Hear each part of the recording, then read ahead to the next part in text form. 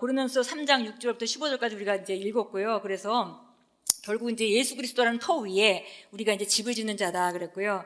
그리고 바로 우리가 함께 동역해서 이 교회에 주신 사명, 그 사명을 같이 우리가 이제 이루게 됩니다. 그래서 우리가 여기는 바로 하나님의 집일 뿐만이 아니고 우리는 동역자고, 그리고 바로 우리는 하나님과 함께 일하는 동역자다라는 내용을 우리가 함께 나눴습니다. 그래서 우리가 한 목표를 가지고 하는데, 정말 그 고린도전서에 나오듯이 아볼로는 나는 씨를 뿌렸고, 사도 바울은 씨를 뿌렸고 아볼로는 물을 주고, 그러나 자라나게 하시는 것은 하나님이시다, 그렇게 말씀하셨죠. 그래서 우리가 각자 자기 위치에서 다 일을 합니다. 지금 이 그리스도의 대사들 교회, 용인교회가 하나님 주신 그 일을 하기 위해서 선교도 하고, 또 예수성계 사관학교도 하고, 또 우리가 목회자 컨퍼런스도 하고 여러 가지 다 하지만, 각자 또 그 주일학교에서 섬기시는 분들도 계시고 다 모습이 다르죠. 한 목표를 가지고 같이 일하지만, 그러나 우리가 하나님 앞에 설 때는 각자 자기가 한 일을 가지고, 각각 선악간에 한 일을 가지고 주님 앞에 서서 우리가 판단받는다고 그랬고요. 그 공적이 그냥 우리가 한 것에 대해서 우리가 이런 일을 했습니다라고 말할 때 그것이 그냥 받아들여지는 것이 아니라 불로 한번 태운다고 그랬죠. 불로 한번 태워서 잘못된 동기나 잘못된 방법이나 이런 걸로 한 것들은 다 불타 없어지고, 그리고 정말 금이나 은이나 정말 그 아름다운 보석 같은 것으로 세워진 그것만 남아서 결국은 그것은 우리에게 그 보상을 받게 된다, 이렇게 이제 얘기를 했습니다. 중요한 것은 이제 각자가 자기 맡은 위치에서 자기 일을 하는 것이고, 그리고 사실은 남에게 인정받으려고 할 필요도 없는 것이고, 그리고 하나님 시킨 일을 열심히 하면 그냥 하나님이 보상을 하신다는 거죠. 그래서 고린도서 15장 58절 말씀 그랬습니다. 내 사랑하는 형제들아, 그러므로 견실하고 흔들리지 말고 항상 주의 일에 더욱 힘쓰는 자가 되라. 왜냐하면 너희 수고가 주 안에서 절대 헛되지 않다라고 얘기하고 있습니다. 어떻게 해야 우리가 그 나름대로 집을 짓고 있는데 그 집이 불태워도 타지 않는, 끝까지 남아있는 그런 아름다운, 하나님 받으실 만한 그런 봉사와 혹은 그런 수고가 되겠는가라는 걸 이제 생각하면서 제가 두 가지에 대해서 이제 함께 나누려고 합니다. 결국은 우리가 이제 우리 안에 있는 역사는 그 하나님의 능력을 따라 우리가 일을 하는 것이고요. 영으로 기능해야 되죠. 그래서 우리가 혼적인 영역 안에서 세상 일들은 뭐 혼적으로 할 수 있는 것도 있겠지만, 그러나 특별히 하나님에게 드리는 우리의 섬김이나 사역은 절대 혼적인 영역에서 해가지고는 사실은 타고 남는 게 없죠. 그래서 심령 안에 바른 심령으로 바른 중심을 가지고 해야만 되겠습니다. 그래서 첫 번째는 믿음이고 두 번째는 사랑입니다. 믿음이 우리 안에 있을 때에 그리스도가 우리 안에 거하게 되는 것이고, 사랑을 우리가 깨닫는 것만큼, 결국 사랑을 깨닫는 것만큼 하나님의 충만하심을 우리가 충만해진다는 거죠. 지금 하나님께서 내게 맡기신 그 일을 하려면 이제 이 두 가지가 잘 구비되어야 되겠습니다. 여기에서 이제 믿음이라는 것, 그러니까 믿음이 있으면 그리스도가 네 안에 거하게 된다. 그리스도라는 것이 기름 부음 받은 자란 뜻이죠. 그래서 우리가 그리스도를 말할 때는, 그리스도가 내 안에 계시다라고 말할 때는 예수의 영이 내 안에 있는 것을 말하기도 하지만은, 그러나 또 한 가지는 뭐냐면 그분의 기름 부음이 내 안에 거하는 것이고, 우리 안에 거하는 그 기름 부음에 대한 얘기이기도 하거든요. 근데 우리가 믿음을 통해서 그 기름 부음이 얼마만큼 우리가 충만하게 거하고 또 그것이 나타나느냐가 결정이 된다라고 말씀하고 있는 것이고요. 두 번째는 그 사랑의 그 높이와 깊이와 넓이와 그냥 이 모든 것, 길이, 이런 것들을 깨달으면은 이 안에 점점 하나님의 능력으로 충만해지고 그것이 밖으로 나타나게 된다라는 이제 말을 하신 건데요. 로마서 12장 3절이 말합니다. 너희가 각 사람에게 나누어진 믿음, 그럴 때 그 믿음이라는 말이 더라는 정관사를 붙여갖고 더 measure of faith 이렇게 돼 있습니다. 그래서 똑같은 양을 받았다는 거죠. 왜냐하면 우리가 복음을 받아들일 때 하나님 말씀에는 그 말씀이 말하는 믿음이 포함되어서 우리에게 전달되기 때문에 우리가 내가 이걸 믿어야지 라고 받아들이는 순간 그 믿음이 우리에게 함께 오는 것입니다. 그래서 어떤 면에서 믿어져서 그 영접을 한다기보다 영접하기로 결단할 때 믿음이 오는 것이죠. 그래서 그렇게 우리가 이제 그 믿음을 시작합니다. 그래서 이 믿음은 하나님의 믿음이 왔다는 거예요. 그래서 이 믿음은 예수님이 가지고 있던 똑같은 믿음입니다. 그러니까 여러분이 어떤 일을 하기에 믿음이 부족하지 않아요. 우리 안에 하나님의 아들의 믿음이 있습니다. 그래서 그 하나님의 아들의 믿음이 왔기 때문에 우리가 하나님의 아들이 된 거죠. 그래서 우리는 바로 하나님의 아들의 믿음이 있습니다. 그래서 우리가 거듭났다는 것은 바로 우리 안에 하나님의 아들의 믿음이 있다는 거예요. 그래서 여러분이 어떤 뭐를 취하기에 전혀 그 믿음이 부족하지 않습니다. 그 믿음은 예수님이 가지고 있던 똑같은 믿음입니다. 근데 사실 우리가 계속 얘기합니다. 우리가 그 예수님과 함께 죽었고 예수님과 함께 예수님 일으켜질 때, 무덤에서 일으켜질 때 나도 주님 안에 있었습니다. 그러므로 나도 무덤에서 일어났습니다. 예수님이 하나님 보좌 우편에 앉으실 때 나도 그 예수님 안에 있었습니다. 그래서 나도 하나님의 보좌 우편에 예수 그리스도와 함께 공동 상속자로 앉았습니다라는 말을 우리가 하고 머리로는 다 이해를 하죠. 근데 우리가 위치가 바로 거기라는 것을 인식하고 사는 것은 굉장히 연약한 것 같아요. 여전히 접근은 계속 땅에서 하고 있고, 그러나 우리 위치는 어디냐면은 지금 하나님의 보좌 우편 그리스도가 앉은 그 자리인 거죠. 그래서 결국 우리가 하나님의 아들 이렇게 할 때 예수님은 아들이시고, 우리가 흔히 얘기합니다. 예수님은 하나님의 아들이시, 우리는 거듭난 아들, 우리는 뭐 그리스도인, 뭐 이렇게 생각을 하다가 우리가 새로운 피조물의 계시를 배우면서 예수님이 하나님의 아들인 것 같이 우리가 예수님 안에 있구나. 우리가 지금 어디 있냐면 하나님 보좌 우편에 그리스도 안에 있으니까 아들이 있는 위치가 바로 지금 우리가 있는 위치입니다.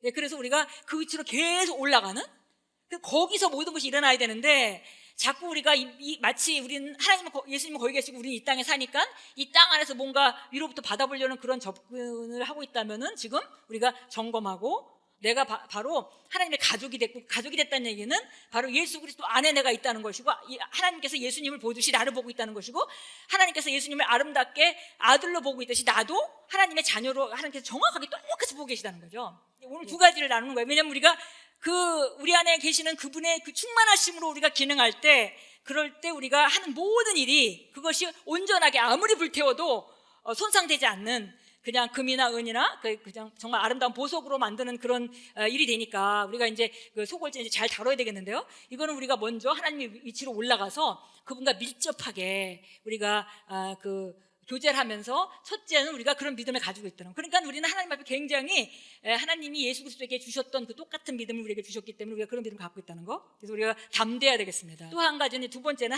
그 주님의 사랑 안에 거하는 것입니다. 주님의 사랑이라는 것은, 우리가 주님은 사랑하시는 분이 아니라 하나님의 본질이 사랑이시죠. 그러니까 하나님이 생명이 있는데 그 생명이라는 것이 사실 조의 생명인데 그 조의 생명의 특성은 의예요. 그죠? 그러니까 잘못된 거 사용하실 수 없는 분이죠. 아주 온전하신 분, 어둠이라는 조금도 없으신 분. 그런데 동시에 그 생명의 특성은 또 사랑입니다. 그래서 하나님이 사랑하시는 분이 아니라 하나님은 바로 본질이 사랑이신 분인 거죠. 그래서 그분께 태어난 우리가 사랑으로 태어났어요. 우리도.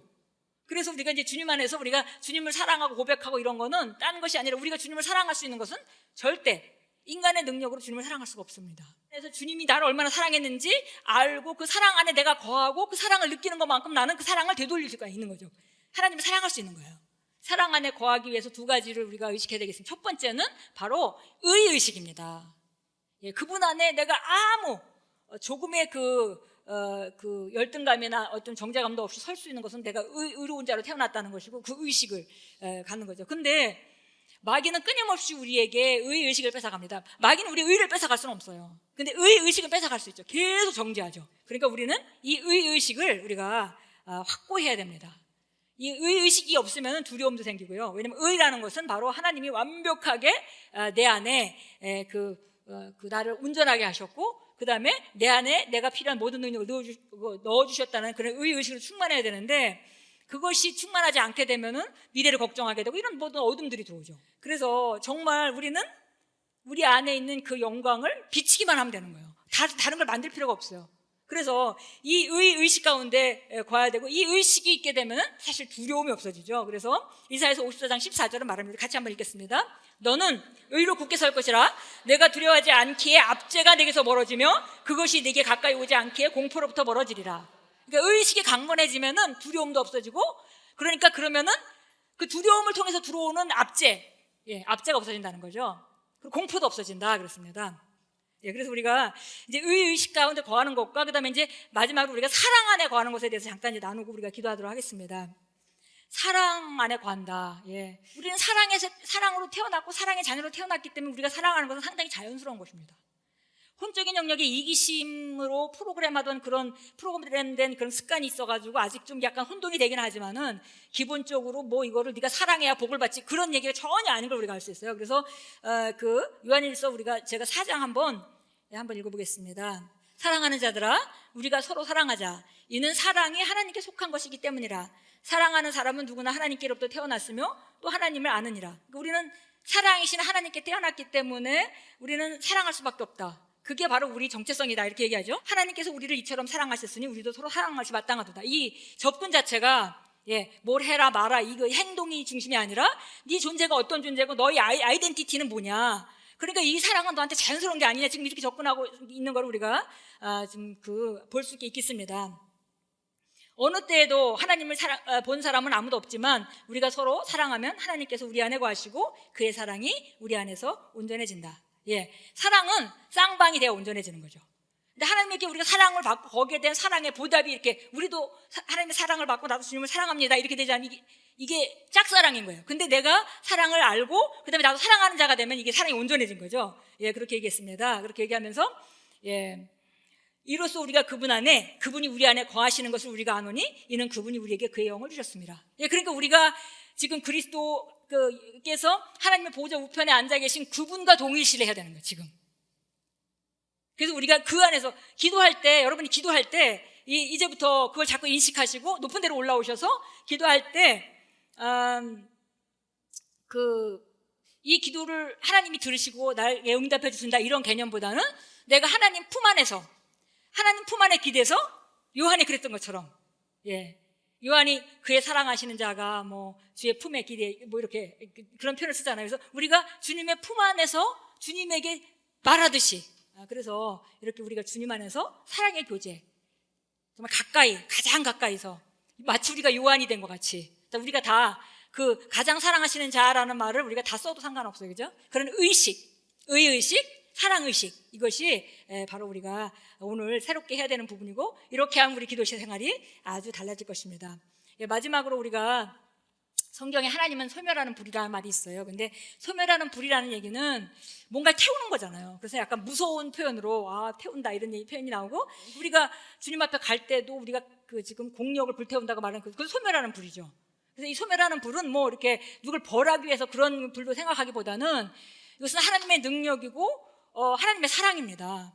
그래서 우리가 여러분이 혹시 기도하시면서 가슴 뜨거워지고 이렇게 성령의 역사가 뜨겁게 느껴지시는 분은 내가 오늘 불을 경험했다 이런 표현을 하잖아요. 근데 그게 딴 게 아니라 사실은 이 성령의 불은 바로 우리 안에 있는 신성하지 못한 것들을 태우는 작업을 합니다. 성령의 불이라는 것은 하나님의 임재와 하나님의 영광과 하나님의 그런 그 능력을 말하는 것이고요. 그러니까 우리가 불을 받았다 하는 것은 성령님의 능력이 나타남을 경험했다는 얘기를 하는 것이고 종종 우리가 어떤 사람이 가슴이 뜨거워지고 이렇게 그 뜨거움을 하면서 어떤 불의 역사를 느낀다면은 그건 다른 것이 아니라 소멸하는 것입니다. 내게 없애야 될 것을 소멸하는 거예요. 만약에 여러분이 어떤 습관인데 잘 해결되지 않는 부분이 있다면 여러분 안에는 성령님이 다 계시니까 그분의 불이 있으니까 성령님 저는 이걸 내놓습니다. 주님께서 이 부분을 소멸해 주세요라고 성령님께 요청할 수 있습니다. 그래서 우리가 그런 요청을 할 수 있겠고요. 또 여러분에게 만약에 몸에 어떤 좋지 않은 증상, 질병이 있다면 그것도 요청할 수 있어요. 왜냐하면 그것도 하나님께 속한 건 아니니까요. 그래서 하나님은 우리가 정말 하나님으로부터 온 생명을 갖고 살길 원하고 하나님으로부터 온 그런 모든 능력과 그런 걸 살길 원하는데 우리가 다른 거를 이렇게 막 잡는 거를 하나님 싫어하시고 그걸 질투한다고 표현했습니다. 그래서 소멸하신다고. 그래서 항상 여러분이 기도하실 때 아무리 문제가 심각하고 아무리 시급해도 문제부터 들어가면 절대 안 돼. 그러면은 하나님은 하늘에 계시고 나는 땅에서 지금 이런 어려움 가운데 이런 복잡한 가운데 있습니다라고 이렇게 들어가기 때문에 이거는 믿음도 발휘할 수가 없고 이거는 굉장히 성령의 충만함도 경험할 수 없는 그런 기도입니다. 그래서 항상 기도할 때는 아무리 급해도 이 문제가 아무리 급하고 아무리 심각해도 항상 위치로 먼저 올라와야 되는 거예요. 하나님이 내게 주신 삶은 어떤 삶이고 나는 그리스도의 보좌 우편에 앉아있고 그래서 우리가 고백 기도를 먼저 해야 되는 이유가 바로 그거죠. 그래서 올라가서 그 자리에서 믿음으로 내려다보고 기도를 해야 상황들을 바꿀 수가 있죠. 왜냐하면 이 모든 것도 우리 발 아래 두셨기 때문에 말씀드렸듯이 그냥 내 힘으로 나가서 일하는 거 효과가 별로 없고요. 그래서 항상 우리가 주님을 뜨겁게 사랑하고 그 안에서 우리가 스토럽 됐을 때 그 능력으로 나가는 것이 가장 효과적이고 그 온전한 것이고 그렇기 때문에 우리가 그런 부분을 놓고 좀 한번 기도하겠습니다.